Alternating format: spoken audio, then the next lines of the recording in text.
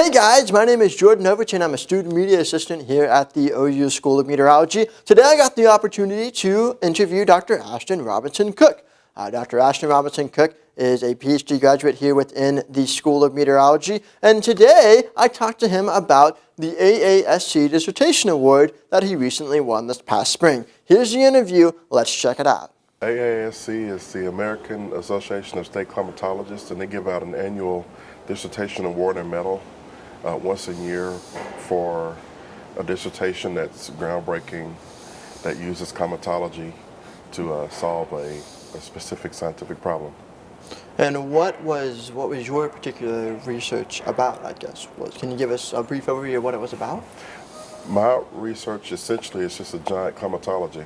I looked at historical tornado days, tornado outbreaks, and also did an atmospheric climatology of those outbreaks and synoptic scale atmospheric features related to those outbreaks. Low-level jets, surface cyclones, mid-level waves, jet streams, things like upper-level jet streams, things like that.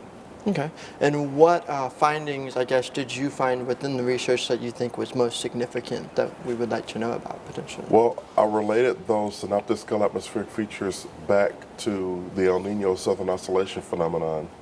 And then I also looked at the physical tornado climatology and related that back to the El Nino tornado phenomenon to investigate changes as a function of ENSO, shifts in tornado activity. I used the months January through April. And what I found was that in general, during La Nina events, tornado outbreaks tend to be more widespread, more impactful than in El Nino events. In El Nino events, tornado activity tends to be displaced farther to the south. Sometimes the season can have a slower start than in La Nina. And in La Nina, there can be a lot more winter outbreaks. What was your first reaction when you got the email saying that you won this award? What was your first reaction? It's hard to put into words. That meant such a lot. That meant a lot to me to be selected for that award, and to that award historically has gone to some really excellent dissertations. That they have my name and my dissertation listed among those, it's just incredible, overwhelming. I have to thank Renee McPherson. She nominated me for it. She saw the value of my work and submitted my name and my nomination package in for it, and they selected me. That's very cool. And obviously, you studied your PhD here at OU. When you were studying for your PhD, was this a big part of your PhD research, or is this something you found differently after you received your PhD? Actually, I started this project way back in 2006 before I even finished my master's. Wow. And it started as a term paper for a climate dynamics class. And I went from there and evolved it and progressed it. I started looking at different statistical techniques to try to conduct the synoptic scale atmospheric climatology. I also looked at some different techniques for looking at tornado activity, different metrics of tornado activity, things like that. Okay, and this is this kind of the conclusion of this dissertation, so it's kind of towards the end, or is there any future projects you're hoping to pursue after this, now that you've kind of completed and hit this achievement related to that? Stay tuned. I have completed that part of the work, and it's been published now. I actually submitted it also to the American Meteorological Society Journal of Atmospheric Meteorology and Climatology, or Applied Meteorology and Climatology. And that work is done, but I've expanded it. I had a student down at LSU. I was just on her committee, and she just expanded that type of work for all seasons instead of just January through April like I did.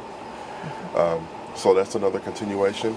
And then I'm working very hard in my own personal time to develop more tools to try to assess seasonal tornado forecasts and build seasonal tornado forecasts, which is really the dissertation was like a fundamental building block of that. But there's so many more, atmospheric oscillations that go into U.S. weather, North American weather on a seasonal basis, and so I'm trying to incorporate a few more of those and find new creative ways to do that. So put it all together into one maybe.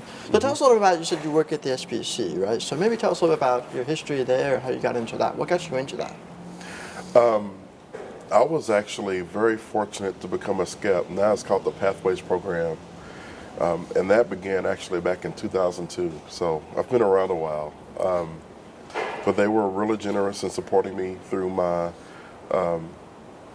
through the remainder of my undergraduate program and on to my master's and then eventually my PhD. And so it really worked out well for me. And in a way, I kind of got a real benefit of several worlds because I got a taste of the academic theoretical background that's taught, here in the fifth floor, but then I could also go down and interact with the forecasters and see that theory applied in real time.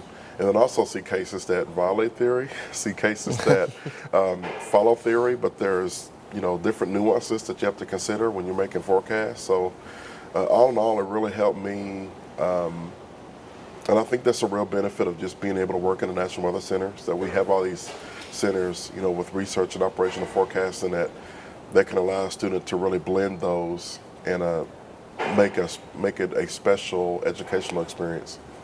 That's very cool. And let's say, so 15, 20 years ago, did you have any idea you were going to be with this award, studying this research? Did you have any idea this was coming, or did you plan it all, I guess? Or Well, was it your passion? I had no clue that the award was going to happen, obviously, but I did have some indication really early on that I wanted a PhD. It did take a while. I mean, it ultimately took me about 10 and a half years to finish everything. But yeah, I'm trying to think. Well, I knew I wanted to get into weather really young. When I was 3.5, my mom and I lived in a mobile home. We got hit by a tornado, and it picked us up, and then it set us down, the actual wind itself. Wow. And that was something that really stuck with me, and I was always scared of storms when I was younger. But over time, that became a passion. And I knew pretty much in high school that I wanted to go and study this and try to make a career out of it. So it kind of worked out for me. I went to Jackson State for my undergrad for 4 years, and I worked at the Jackson Weather Service Forecast Office in Mississippi while I was going to school there. And then in the summers, I would come up here to Oklahoma to work at SBC, and now I'm a full-time SBC employee. It's kind of like a dream come true in a lot of ways. I'm really fortunate. Thanks for watching. Be sure to hit the subscribe button down below to see more videos that we make in the future here at the School of Meteorology. And then also be sure to like us on Facebook, follow us on Instagram, and also follow us on Twitter. Thanks for watching, and we'll see you next time.